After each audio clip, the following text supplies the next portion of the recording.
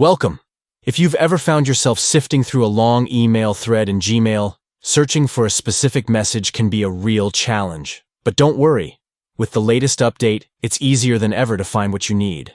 Let's dive into the steps to search for a message in a Gmail conversation on your PC. First, open your Gmail account and log in. This is where all the magic begins. Once you're in, look for the search bar at the top of your Gmail interface. Here's where you can refine your search. Next, click on the filter icon, which looks like 3 horizontal lines. This will give you access to advanced search options, helping you narrow down your results.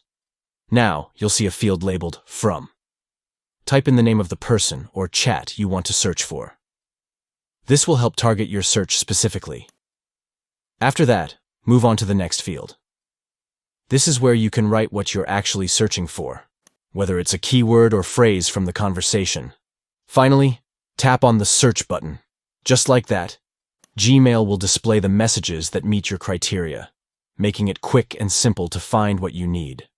So the next time you're on a quest for an elusive email, remember these steps to navigate your Gmail conversation seamlessly. Happy searching!